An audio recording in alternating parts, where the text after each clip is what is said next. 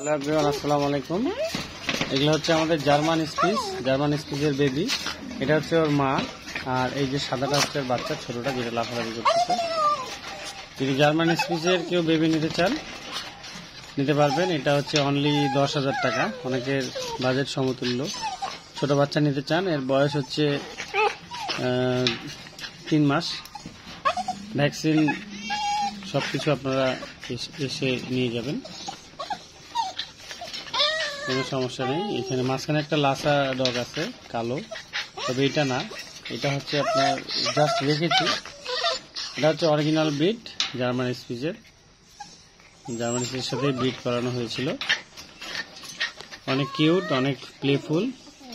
এটা হচ্ছে মেয়ে বাচ্চা, যদি কেউ নিতে চান মিটিং করাতে পারবেন।